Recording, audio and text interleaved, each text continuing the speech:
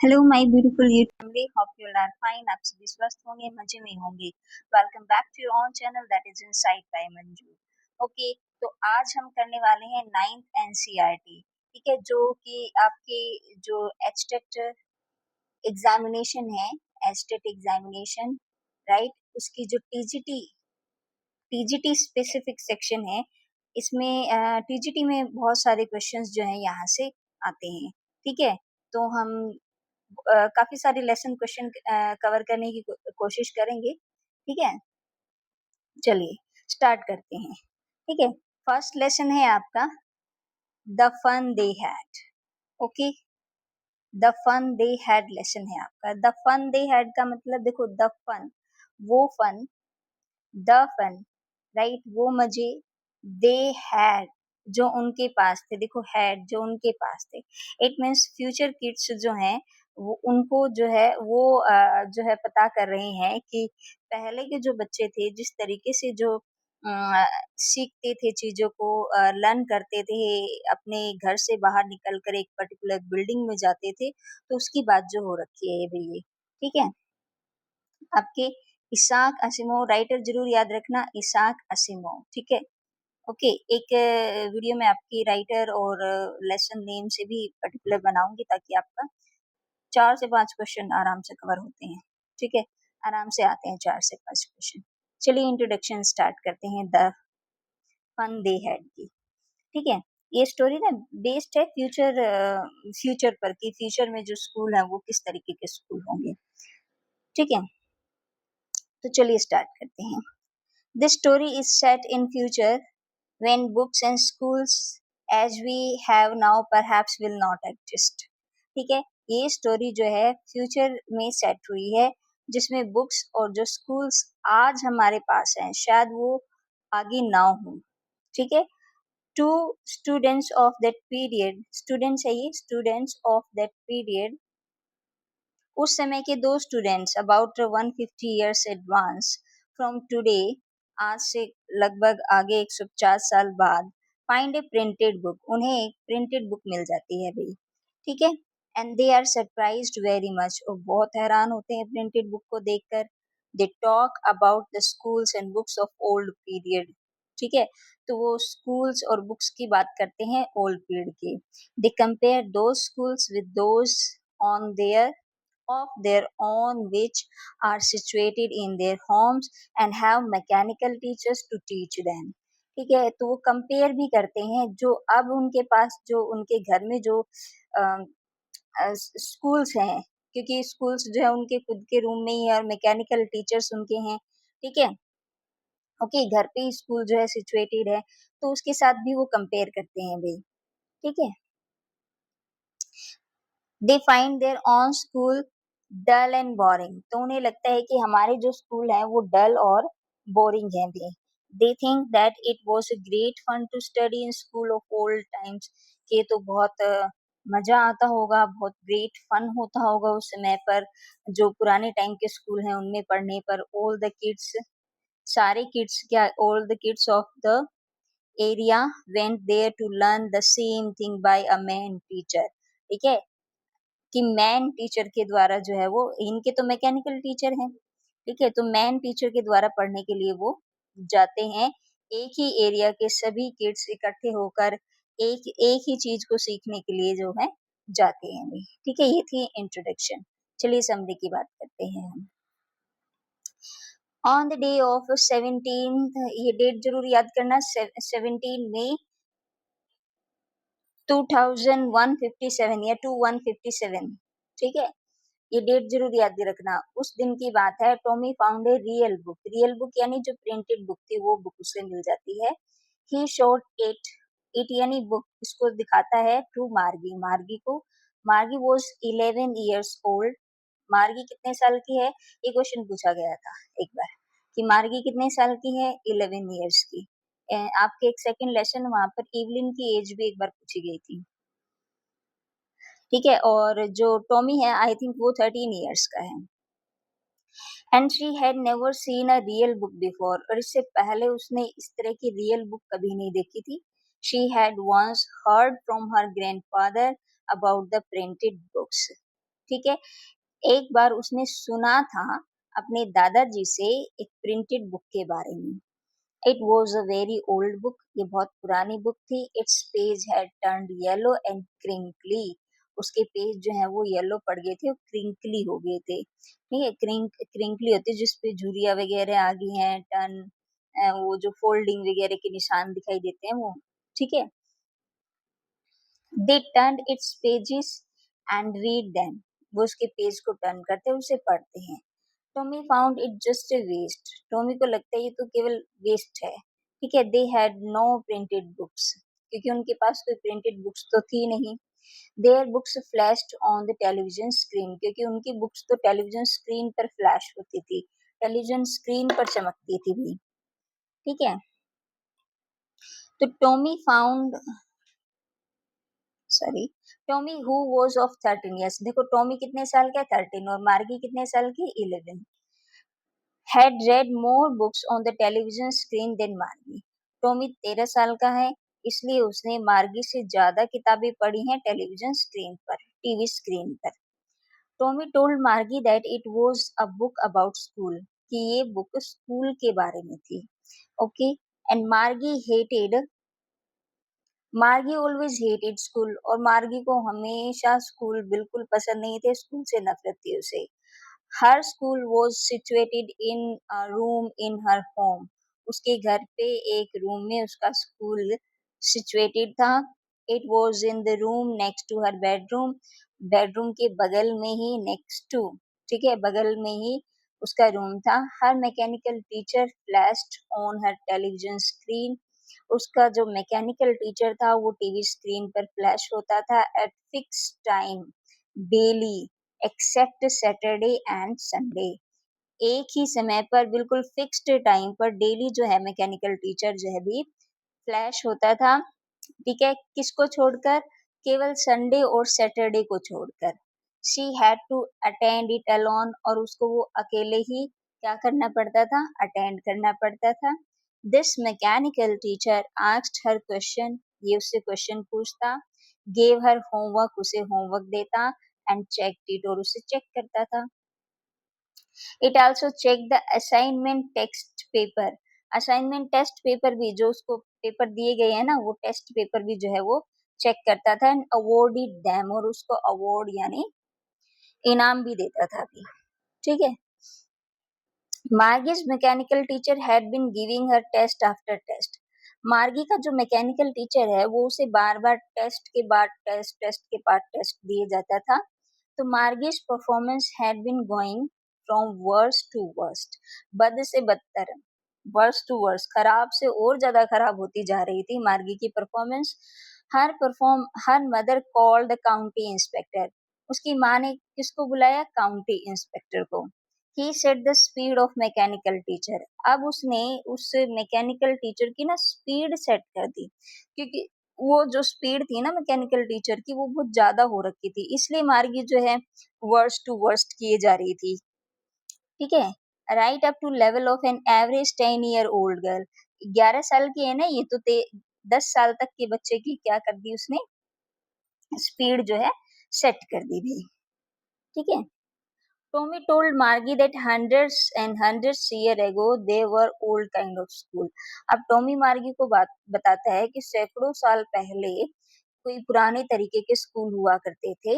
Those schools, वो school were situated in a special building, एक खास बिल्डिंग पर जो है वो situated स्थापित होते थे। And main teachers taught in them, और उसमें ना आदमी पढ़ाते थे। ठीक है, मैकेनिकल टीचर्स नहीं पढ़ाते थे। All the kids of the area went there and learned the same thing, और एरिया के सभी बच्चे वहां जाते और एक ही चीज को वो सीखते थे। Margie thought that it would be a great fun to study in those school, कितना मजा आता होगा उस तरह के स्कूलों में पढ़ने में।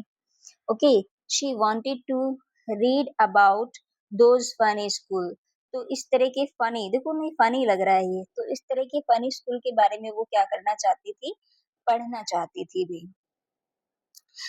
जस्ट देन मार्गीज मदर कोल्ड मार्गी टू अटेंड हर स्कूल, तभी मार्गी की माँ ने उसे पुकारा कि भई स्कूल अटेंड करो। मार्गी वाज़ रेलुक्टेंट होता है अनिच्छा से, अनवांटेड जिस काम को करने की इच्छा ना हो, ठीक है? अनिच्छा से, रेलुक्टेंट होता है अनिच्छा से। इच्छा नहीं थी उसकी जाने की स्कूल में, but she had to go, लेकिन उसको जाना था। Inside her school room nonchalantly, न चाहते हुए भी उसको जाना था अंदर, ठीक है? It was right next to her bedroom, ये तो उसका स्कूल उसके बेडरूम के नेक्स्ट रूम में ही था। Her mechanical teacher was on, और मैकेनिकल टीचर तो फ्लैश हो रहे थे एंड वेटिंग फॉर हर, उसका इंतजार कर रहे थे, ठीक है?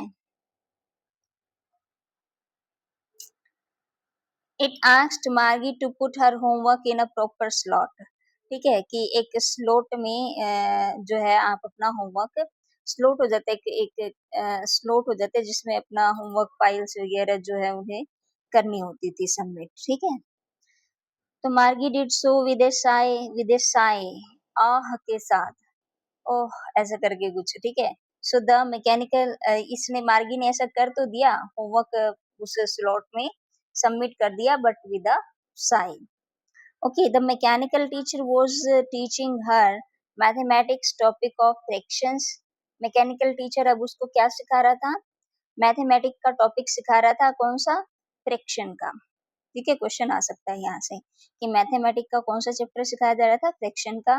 But she was thinking about the schools of the old days and the fun they had, लेकिन वो क्या कर रही थी? उनके बारे में सोच रही थी, जो उसके बारे में सोची जा रही थी जो उन्हें क्या मिले थे? ओल्ड स्कूल के बारे में जो बुक मिली थी, और उन पुराने दिनों के बारे में जहाँ वो बच्चे जो है एंजॉय करते थे। अच्छा, यहाँ से एक क्वेश्चन और आया था कि ये जो रियल बुक है, ये जो रियल बुक है, एक बार क्वेश्चन आया था, ये कहाँ मिली थी उसको, कहाँ मिली थी? ठीक है, तो यहाँ पर एक वर्ड होता है एटिक्स, तो वहाँ मिली थी ये एटिक्स में, ठीक है? एक बार रियल बुक जो मिली थी, वो फाउंड कहाँ होती है, क्योंकि यहाँ अभी समरी में जो है वो आया नहीं, वो आई नहीं बात, ठीक है? तो ये था अभी आपका फर्स्ट लेसन। अगर यहाँ तक कोई दिक्कत परेशानी नहीं है तो हम सेकंड पर चलें, ठीक है? ये है आपका सेकंड लेसन, ठीक है? द साउंड ऑफ म्यूजिक करके, ठीक है? उसका फर्स्ट पार्ट है ये, उसके हम फर्स्ट पार्ट की जो है बात करेंगे। फर्स्ट पार्ट है आपका, Evelyn Glennie listen to sound without hearing it, ठीक है? ओके, एवलिन ग्लेने नाम है एक लड़की का, एवलिन ग्लेने एक लड़की का नाम है जो लिसन करती है, यानी आवाज को सुनती है, विदाउट हियरिंग इट, बगैर उसे सुने ही, यानी महसूस करती है, ठीक है? ओके, ये है इसकी इंट्रोडक्शन, ठीक है? देखिए क्या है इसमें। This is a lesson giving inspiration to those who are physically handicapped, जो फिजिकली हैंडीकैप हैं, जो डिसेबल्ड हैं, जो अपंग हैं, उनके लिए एक इंस्पिरेशन का काम किया है, किसने? एवलिन गिलेनी ने। In this lesson the author has shown how the handicap person, कि कैसे हैंडीकैप पर्सन जो हैं are face trouble and difficulties in their life, कि कैसे वो फेस करते हैं, सामना करते हैं ट्रबल एंड डिफिकल्टीज और समस्याओं का उनकी लाइफ में। तो most of them make compromise with their destiny, कुछ तो अपने भाग्य के साथ समझौता कर लेते हैं, मानते हैं कि अब यही हमारा जीवन है, बस इतना ही हम कर सकते हैं। They accept their handicap ness and take to begging or some other lawless activities, ठीक है? तो वो क्या करते हैं? अपनी अपंगता को स्वीकार कर लेते हैं और बेगिंग के लिए या दूसरों के लिए दूसरी एक्टिविटीज पर डिपेंड होने लग जाते हैं, ठीक है? But some person being handicap does not give up, लेकिन कुछ पर्सन ऐसे हैं जो हैंडीकैप होने के बाद भी डज नॉट गिव अप, हार नहीं मानते। दे स्ट्रगल हार्ड, वो बहुत संघर्ष करते हैं, they fight it hard and rise themselves to a high position in life. वो इसके साथ संघर्ष करते हैं और अपने आप को ऊंचा उठाते हैं, ठीक है, बढ़िया ऊंची पोजीशन पर लेकर जाते हैं अपने जीवन में. So to them handicappedness is not a curse. तो उन लोगों के लिए जो हैंडीकैप्डनेस है, ठीक है, हैंडीकैप्डनेस जो डिफॉर्मिटी है, वो कोई कर्स नहीं है बट अ बोन, लेकिन एक वरदान है. ठीक है. A small girl of Evelyn Glennie gets her hearing capacity totally killed. ठीक है, एक छोटी सी लड़की है, 11 साल की लड़की है, एवलिन ग्लेने, जिसकी हियरिंग कैपेसिटी है वो टोटली किल्ड, पूरी तरीके से खत्म है, भी कुछ नहीं सुनाई देता उसको. But she does not give up, लेकिन वो हार नहीं मानती. She struggles hard and learns the music. ठीक है, वो संघर्ष करती है और म्यूजिक यानी संगीत सीखती है. She becomes the most sensational music star of the world. वो एक सेंसेशनल स्टार बन जाती है, ठीक है, चमकता हुआ सितारा बनती है. किसका? म्यूजिक ऑफ द वर्ल्ड का. ठीक है. She becomes a figure of inspiration for the disabled. ठीक है, जो अपंग है उन लोगों के लिए एक प्रेरणा का प्रतीक वो बन जाती है भी. ठीक है. समरी की बात करते हैं. This chapter tells about the life story of Scottish girl. हाँ, ये यहाँ ध्यान रखिएगा कौन सी लड़की है ये? स्कॉटिश गर्ल है. ठीक है. एवलिन ग्लेने नाम है इसका. When she was 8 years old, जब वो 8 years old थी, यानी जब वो 8 साल की थी, तो it was noticed for the first time. तो ये यहाँ से क्वेश्चन आ सकता है, ठीक है, शायद पहले भी आया था कि सबसे पहले कब नोटिस किया गया कि उसकी हियरिंग नहीं है. ठीक है, तो जब वो 8 साल की थी तो फर्स्ट टाइम नोटिस किया गया था. She had lost her hearing capacity to some extent. ठीक है, टू सम एक्सटेंट, कुछ हद तक.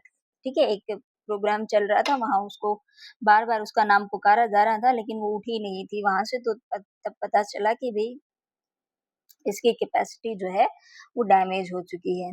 She managed to conceal it from her friends and teachers in the school. वो मैनेज करती है, कंसील होता है छुपाना, इस बात को छुपाने की कोशिश करती है अपने दोस्तों से, टीचर्स से. ठीक है, स्कूल में. But when she was of 11, लेकिन जब वो 11 साल की थी, the case of her deafness got confirm. तो जो केस है उसके डीफनेस का, यानी उसके बहरेपन का, अब वो कंफर्म हो चुका होता है. She had lost her hearing capacity totally. 11 साल की उम्र तक पता चल जाता है कि इसकी सुनने की क्षमता बिल्कुल खत्म हो चुकी है. It happened as a result of gradual nerve damage. और ये किसकी वजह से हुआ था? As a result of gradual nerve damage की वजह से हुआ था. धीरे धीरे उसकी जो नर्व थी वो डैमेज हो रही थी, इसकी वजह से हुआ था. Everything had turn black for her. अचानक से उसके लिए सब कुछ ब्लैक हो गया, यानी जीवन में अंधेरा छा गया. But she did not give up, लेकिन उसने हार नहीं मानी. She was determined to lead a normal life. उसने डिटरमाइंड कर लिया अपने आप को कि वो एक नॉर्मल लाइफ जिएगी. शी लर्न म्यूजिक, वो म्यूजिक सीखती है. A famous percussionist, Ron Forbes, helped her a lot in the hearing of music. ठीक है, कौन है ये? परकशनिस्ट है, तबला वादक बोलते हैं जिसको, वादक होता है परकशनिस्ट. ठीक है, तो रोन फोर्ब्स हैं जिन्होंने उसको बहुत इंस्पायर किया था म्यूजिक सीखने के लिए. ही encouraged her, वो उत्साहित करते हैं. he told her not to hear music through her ears but through some other way. कि अपने कानों से म्यूजिक को मत सुनो, बल्कि किसी और ही तरीके से सुनो. ठीक है. she practiced hard, उसने बहुत मेहनत की. and got success in listening the music through other organs of her body. ठीक है, दूसरे ऑर्गन्स, अपने दूसरे ऑर्गन्स के द्वारा जो है उसने सुनी. जैसे उसने जो लोअर ड्रम थे तो वो लोअर लिम्ब से महसूस किए, और जो बड़े ड्रम थे जो वो अपर लिम्ब से उसने महसूस किए थे. ठीक है। She had learn to open her mind, उसने अपने माइंड को ओपन करना सीखा, and body to sound and vibration, आवाज और उस वाइब्रेशन को सुनने के लिए। ठीक है भी।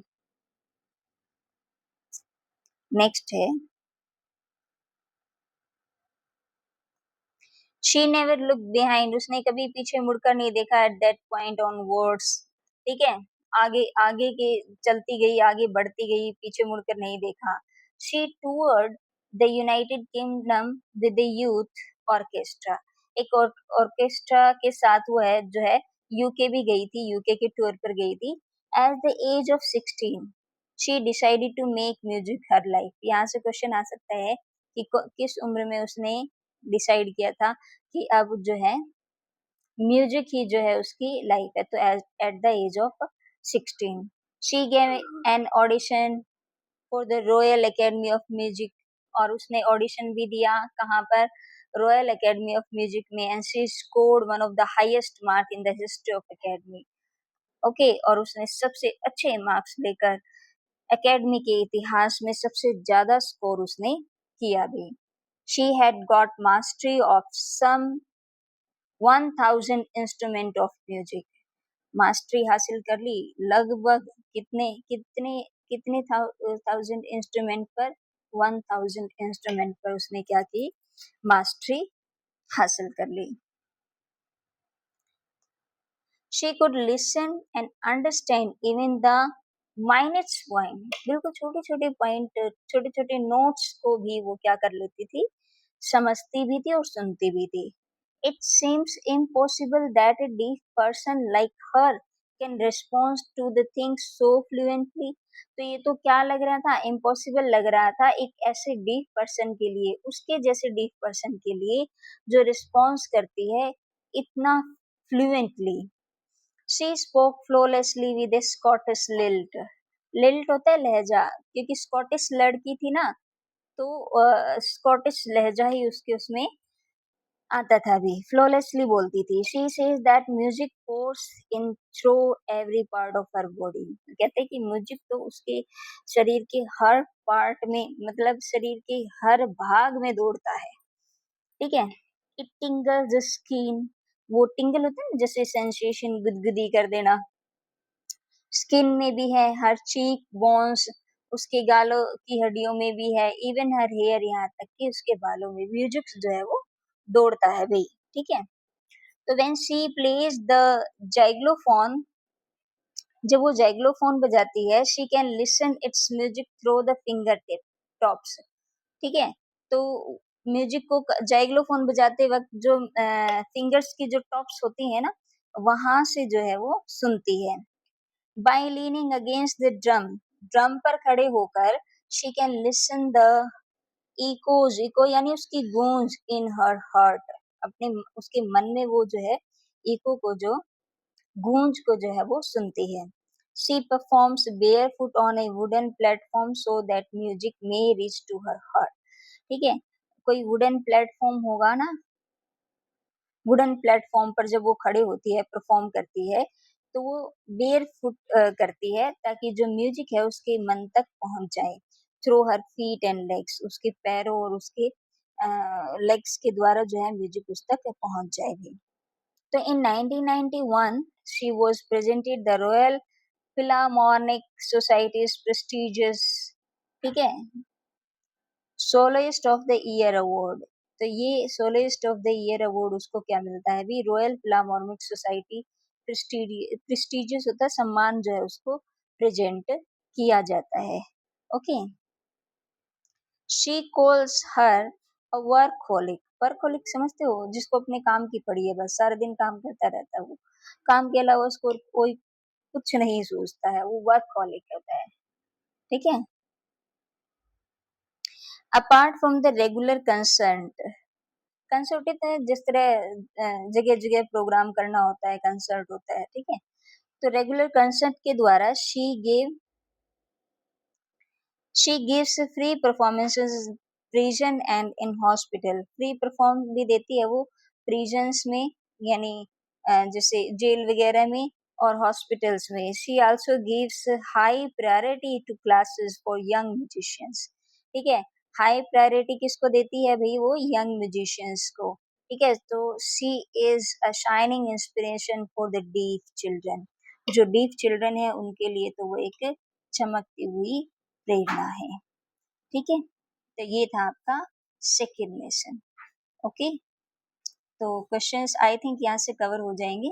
मैंने काफी कोशिश की है आपको डिटेल देने की। ठीक है, so move on the lesson third.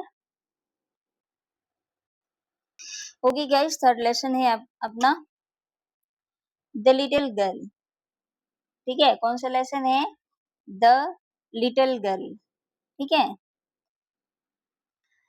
Catherine Mansfield इसके राइटर हैं। कैथरीन मैन्सफील्ड जो है इसके राइटर हैं भी आपके। ठीक है, चलिए इंट्रो की बात करते हैं। This story is about a little girl. एक छोटी सी लड़की के बारे में है। She feared from her father greatly, जो अपने पिता से बहुत ज्यादा डरती है। She thought that she was hard hearted and strict, कि वो तो कठोर दिल के और बहुत ही सख्त हैं। शी ऑलवेज अवॉइडेड हिम, हमेशा उनको नजरअंदाज करती है वो। ही ऑफन रिब्यूक्ड हर, क्योंकि वो उसको अक्सर डांट देते हैं। तो once he beat her severely for tearing his important papers, जब उसको बुरी तरीके से पीटते हैं, किस वजह से? कि क्योंकि उनके important papers जो है वो उसने फाड़ दिए होते हैं।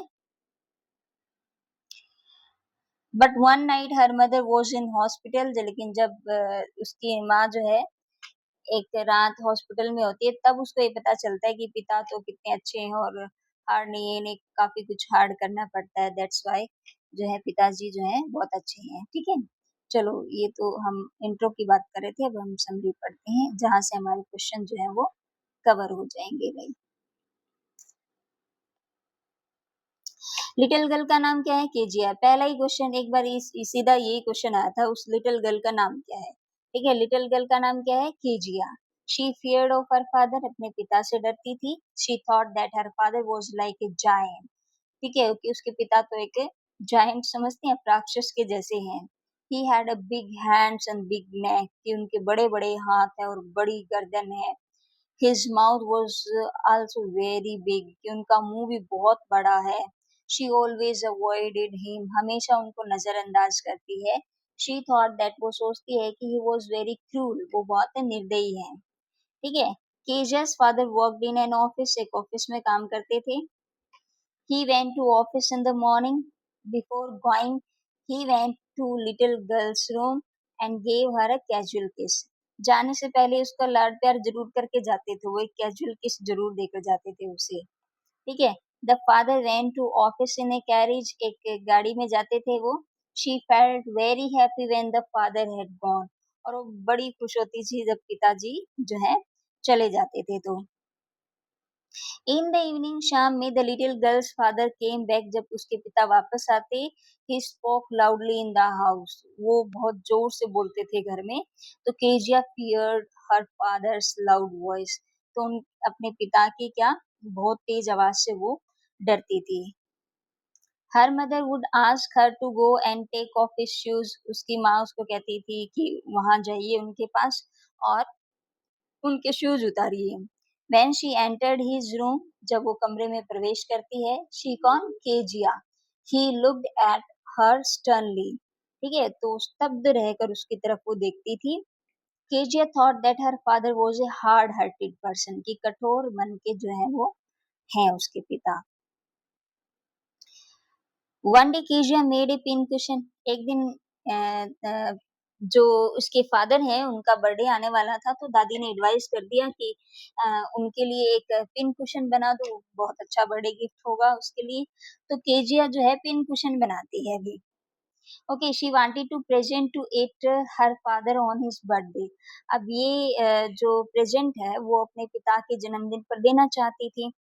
She needed paper two stuff the pin question, लेकिन उस पिन क्वेश्चन में स्टफ करने के लिए, कुछ भरने के लिए कुछ पेपर्स उसको चाहिए थे। She some found sorry she found some sheet of paper in her father's room, उसके पिता के कमरे में उसको कुछ पेपर की शीट मिल जाती हैं। And she tore the sheets to stuff the pincushion. तो वो उनको क्या करती है, उन शीट्स को वो टोर कर देती है, फाड़ देती है, फाड़ के और पिनकुशन में स्टफ यानी भर देती है भी। तो her father had written an important speech on them, और वो शीट फाड़ी है उसने जिस पर उसके पिता ने बहुत इम्पोर्टेंट स्पीच लिखा था। तो he was very angry with her, वो उसके साथ बहुत ज्यादा गुस्सा हो जाते हैं।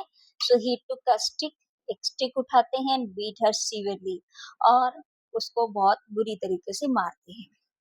He told her not to touch anything, वो कहते हैं किसी भी ऐसी चीज को हाथ नहीं लगाना, that did not belong to her, जो उससे संबंधित नहीं है। यानी कहते हैं ना पिता कि जो तुम्हारे काम की जो चीज नहीं है उसको हाथ नहीं लगाना, ठीक है।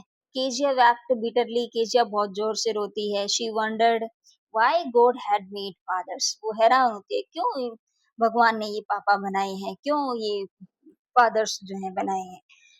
Now she trembled even at the sight of her father, अब क्या होता है कि उसको सीवियरली पिटाई किया है तो अब वो अपने पिता की एक छवि से भी, साइट में केवल देखने से भी डरती है वो, ठीक है।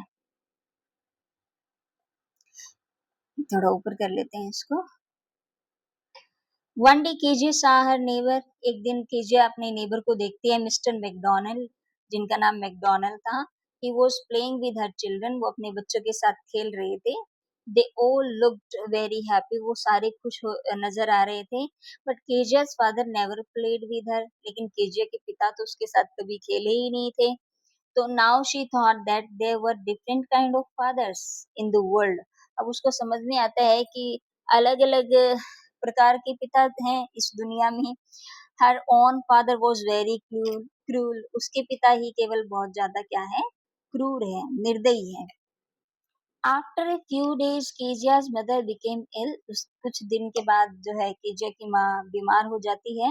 Her grandmother took her to hospital, उसकी माँ उसको हॉस्पिटल ले जाती है। Kezia was alone in the house with the nurse, अब केजिया जो थी नर्स के साथ जो है घर पे अकेली थी। She had to sleep alone in her bedroom, उसे अकेले ही अपने बेडरूम में सोना था। तो at night she had a horrible dream, रात को उसे एक भयानक सपना आता है। शी saw दैट, वो देखती है, there was a butcher with a knife, के बूचर जो है, बूचर आई थिंक कसाई जो है, जल्लाद जो है, वो चाकू लेकर उसके पीछे आया है। शी वॉज टेरिफाइड, वो बहुत डर जाती है। She give a loud cry, एकदम से जोर से चीखती है वो। Her father came into her room, उसके पिता उसके कमरे में आ जाते हैं, ठीक है। He lifted her and took her to his own bed, वो उसे उठाते हैं और अपने बेड पर ले जाते हैं।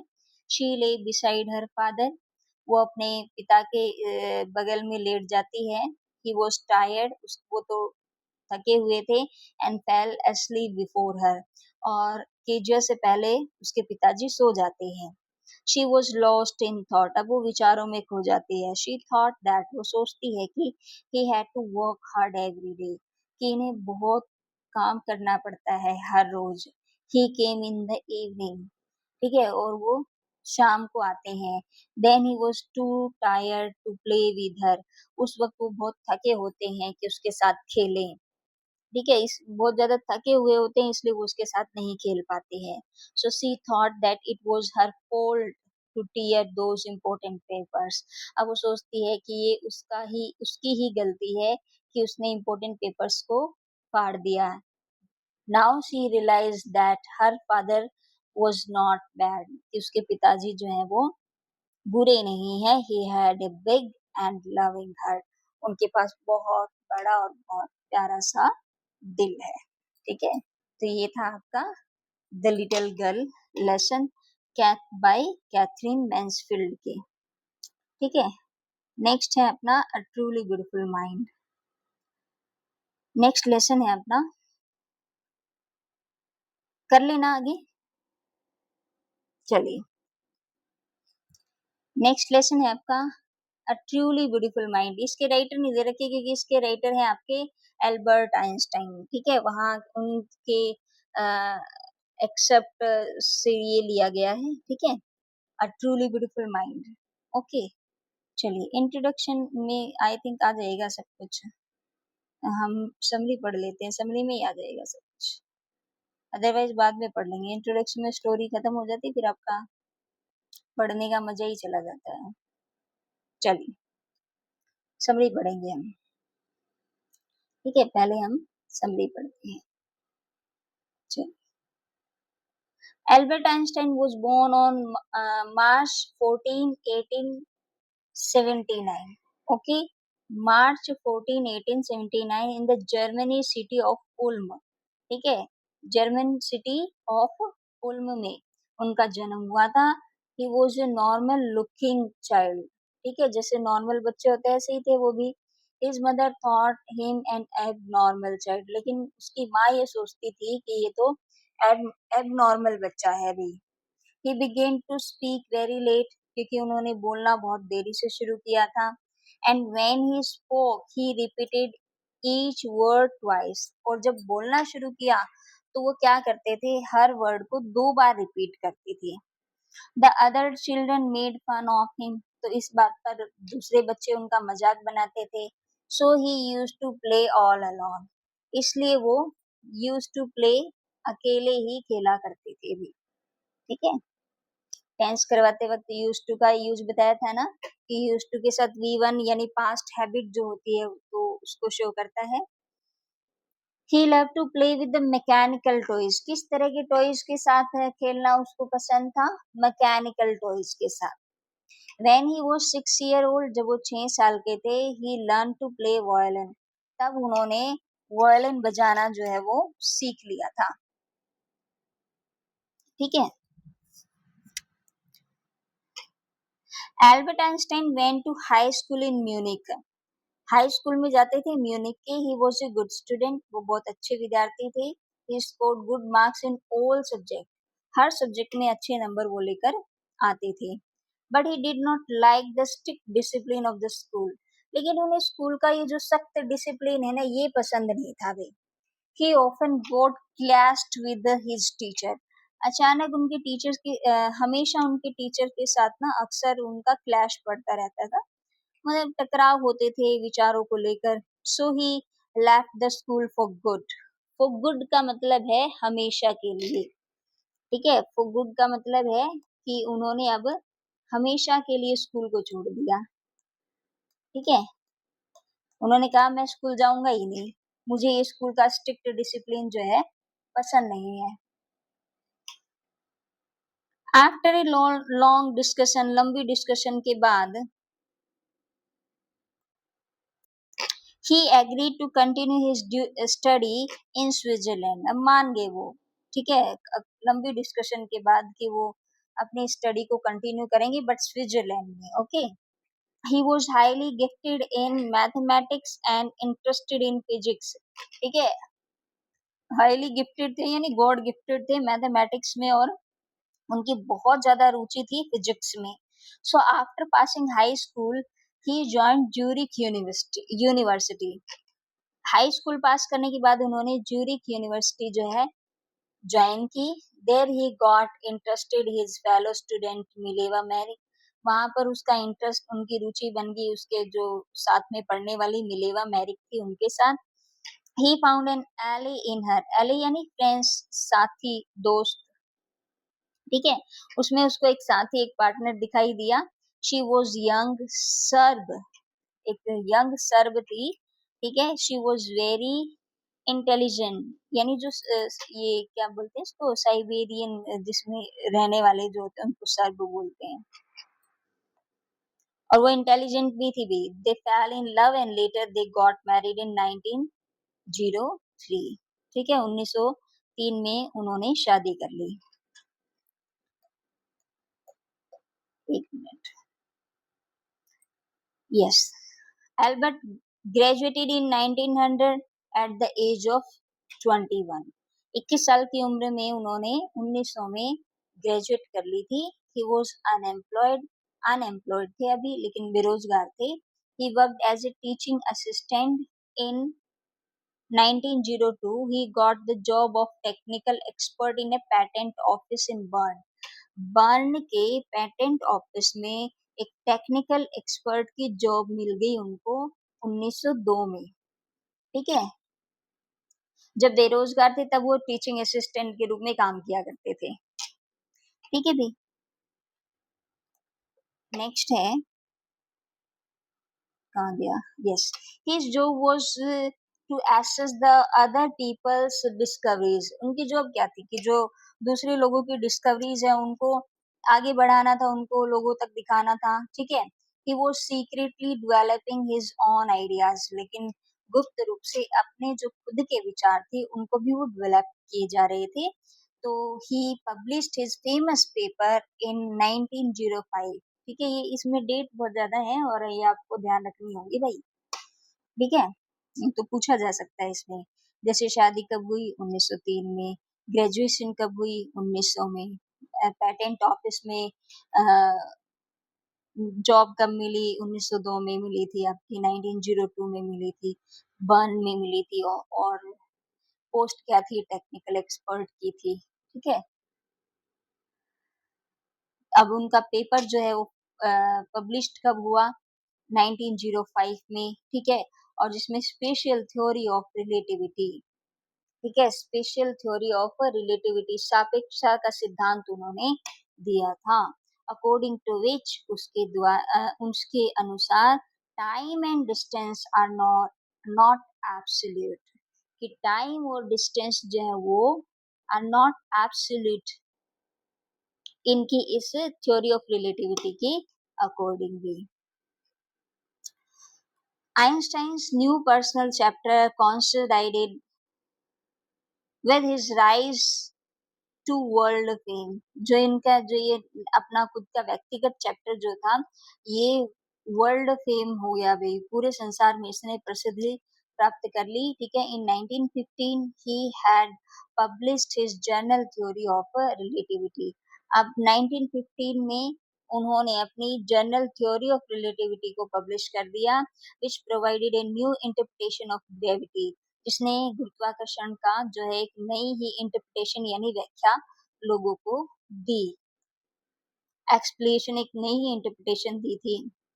तो Einstein has correctly calculated in advance the extent to which the light from fixed stars would be deflected through the sun's and gravitational field। क्योंकि आइंस्टाइन ने ना बिल्कुल सही कैलकुलेट कर लिया था कि किस तरीके से जो फिक्स्ड स्टार्स यानी जो स्थिर तारे हैं उनका प्रकाश का जो अपवर्तन है ना वो किस तरीके से जो है हो जाता है, ठीक है? Einstein received the Nobel prize for physics in 1951। ये भी इम्पोर्टेंट क्वेश्चन बन सकता है, कब नोबेल प्राइज मिला था? 1921 में। ही was showered with honors and invitation from all over the world and lauded by the press। ठीक है, अब उनके ऊपर बौछार आ गई थी कि सम्मान की, इनविटेशंस की, पूरे विश्व भर से, ठीक है? और प्रेस से तो वो लॉडेड थे भाई। When the Nazis came to power in January 1933, जब 1933 में जो जर्मनी में नाजीज को पावर मिली, सत्ता मिली, Einstein emigrated to the United State. तो आइंस्टाइन जो है कहाँ पलायन कर गए थे भाई? यूएस में। 5 years later, 5 साल बाद, the discovery of nuclear fission in Berlin had American physicist and uproar। ठीक है, अब जो नाभिकीय विखंडन किया ना इन्होंने, क्या बोलते हैं इसको, न्यूक्लियर फिशन जो किया, नाभिकीय विखंडन जो किया बर्लिन से, तो अमेरिका के जो फिजिक्स्ट थे वो अप्रोय यानी क्या हो गए? भयभीत हो गए भी, ठीक है? तो अब क्या होता है, at the urging of colleague, Einstein wrote a letter to the American President Franklin Roosevelt on August 1939 in which he warned against the danger of atom bombs। देखो, जो न्यूक्लियर फिशन जो अब बर्लिन में जिसकी खोज हुई, तो उससे जो अमेरिका के जो फिजिक्स्ट थे वो क्या हो गए? परेशानी में आ गए, क्योंकि ये बहुत भयंकर विनाश कर सकता था, ठीक है? तो अब जो अपने उनके कलीग थे, उनके साथ काम करने वाले थे, तो उन्होंने उनसे विनती की कि आप लेटर लिखिए। तो आइंस्टाइन ने लेटर लिखा था अमेरिका के जो राष्ट्रपति थे फ्रैंकलिन रूजवेल्ट, और ये लेटर कब लिखा था? 2 अगस्त 1939 को। जिसमें उन्होंने वार्न्ड किया था, चेतावनी दी थी कि against the danger of atom bombs, कि एटम बॉम्ब को लेकर जो खतरा हो सकता है, उसका मतलब उसकी वजह से कितना विनाश हो सकता है, तो उसको लेकर उन्होंने क्या किया था, वार्न किया था भी, ठीक है। And his words influenced Roosevelt, और उनके शब्दों ने रूजवेल्ट को भी प्रभावित भी किया। The Americans develop the atomic bomb in a secret project of their on. अब अमेरिकन जो थे वो डेवलप करे थे एटॉमिक, जो एटॉमिक बम थे उनको, ठीक है, एक सीक्रेट प्रोजेक्ट के रूप में, and drop it on the Japanese city of Hiroshima and Nagasaki in 1945, ठीक है। और उन्होंने उसको छोड़ दिया किस पर, जापानीज शहरों पर। कौन से दो शहर थे, हिरोशिमा एंड नागासाकी, ठीक है। अगस्त 1945 में Einstein was deeply shaken by extent of this destruction। जो आइंस्टाइन थे वो तो पूरी तरीके से हिल गए थे इस विनाश के कारण, ठीक है, क्योंकि भयंकर विनाश हुआ था। This time he wrote a long letter to United Nations। जो यूनाइटेड नेशन उनको एक एक पत्र लिखते हैं जिसमें वो प्रस्ताव रखते हैं कि फॉर्मेशन ऑफ वर्ल्ड गवर्नमेंट, कि विश्व की भी एक सरकार होनी चाहिए। Einstein got ever more involved in politics, using his popularity to campaign for peace and democracy। Einstein जो है अब वो शामिल होना चाहता था और ज़्यादा पॉलिटिक्स, राजनीति में पॉपुलैरिटी के लिए, ठीक है। किस बात की पॉपुलैरिटी के लिए, कि टू कैंपेन, ऐसा अभियान चलाएंगे वो, फॉर पीस एंड डेमोक्रेसी, शांति के लिए और प्रजातंत्र के लिए। व्हेन आइंस्टाइन डाइड इन 1955, जब आइंस्टाइन जो है वो, उनकी मृत्यु होती है 1955 में एट द एज ऑफ 76, ठीक है, 76 साल की उम्र में। He was celebrated as a visionary and world citizen, विश्व के नागरिक थे, as much as scientific genius, और इसके साथ साथ वो साइंटिफिक जीनियस भी थे। तो that's, I think that's all for the today. मुझे लगता है कि आज के लिए बहुत हो गया है और काफ़ी हम कर चुके हैं, 4 लेसन जो है करवा दिए हैं, ठीक है। आगे वाले जो चैप्टर हैं अपने, जो नेक्स्ट वीडियो में हम जो है उनको डिस्कस करेंगे, ठीक है। अगर आपको कंटेंट अच्छा लग रहा है, वीडियो अच्छी लग रही है, एक्सप्लेनेशन अच्छी लग रही है और चैनल पर नए हैं तो चैनल को सब्सक्राइब करें, लाइक करें, वीडियो को शेयर करें टू द नीडेड वन, ठीक है। Thanks for watching, have a nice day.